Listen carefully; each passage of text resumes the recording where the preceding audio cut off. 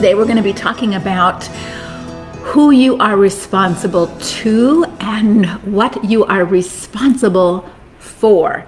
So when couples would argue in my office about who is to blame, because that's kind of what we think about when we think about responsibility. It's your fault. Who's to blame? I would pull out my trusty little water bottle and I would say, look, here's this bottle of water. Looks perfectly fine. Look what happens when I shake it up. So we'll do that right in front of your eyes right now. All right, and this is what would happen. Not very pretty, right? But you couldn't tell that at the beginning. And I would ask, what made this water dirty?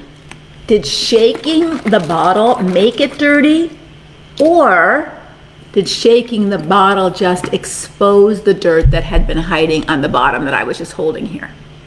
You see, Jesus says it this way. He says, a good man brings good things out of the good stored up in his heart, and the evil man brings evil things out of the evil stored up in his heart. Out of the overflow of your heart, the mouth speaks. You might be responsible for shaking, right? Might be your fault you shook them, but you're not responsible for how they respond. I could shake this bottle till my arm falls off. If it's not dirty, it's not dirty, right? And so because I shake it, you see things that you wouldn't have seen had I not shook it. So an abuser tends to blame you for that. It's your fault I hit you. It's your fault I'm so angry, because if only you handled yourself perfectly and never shook me, I would never see the dirt inside.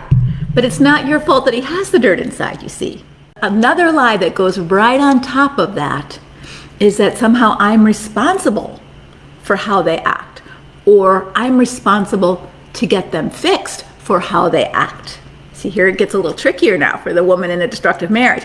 I'm responsible for the failure of our marriage if he doesn't get fixed. That somehow if I loved him enough, if I served him enough, if I did the right thing enough, if I prayed enough, if I fasted enough, that somehow he would get it, God would work. And since that's not happening, I'm responsible.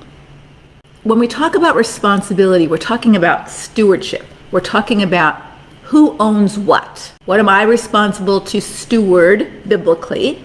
And what are you responsible to steward biblically? Now there's two verses in the Bible that can kind of get us confused on this. The first one is, bear one another's burdens, right? So in some way it feels like, oh, I'm responsible to bear your burdens. But like a couple verses right after that, or right before that, it says, and each one should carry his own load. Well, what's the difference between a load and a burden? A load is your normal daily responsibilities, your feelings, your thoughts, your body, your hands, your money, your stuff. You're responsible for you. And so often, as adult women, we start taking responsibility for everybody but us. And we're going down the tubes. Now, what does it mean by bearing one another's burdens? Well, let's say that someone had extra load, extra stress. That's what it means. That when someone has an extraordinary burden, but not everyday normal life, you are responsible for you. And other people are responsible for themselves. You are not responsible for anybody else's actions, anybody else's life, anybody else's thoughts, anybody else's feelings. That's not your responsibility. Here's another tricky thing though. Sometimes people will say to you, especially abusers, when they get the hang of this, you'll say, well, you hurt my feelings. And they'll say, well, that's your problem. I'm not responsible for that. And you're like, wait a minute, you just cheated on me, or you just lied to me, or you just took all our money out of the bank, and you're not responsible for my feelings? And it's true in some way. They're your feelings, they're your responsibility. He may have shook you, or life has shaken you in the circumstances, but how you handle what comes up is yours to take care of. But here's what you are responsible. You're not responsible for someone's feelings, but if you're in a relationship with someone, or you're a Christian, you are responsible to people. You're not responsible for people, but you are responsible to care about people. So when a husband or you say, well, I'm not responsible for your feelings, that's a way of really a shortcut of saying, I don't care how you feel. See, it's very different to say, I'm not responsible for your feelings, but I care about your feelings. So if you're hurt by something I've done, let's talk.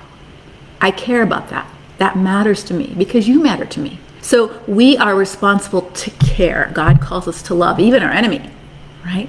But we can't be responsible for our enemy's actions, our enemy's decisions, or take the blame for our enemy's consequences, right?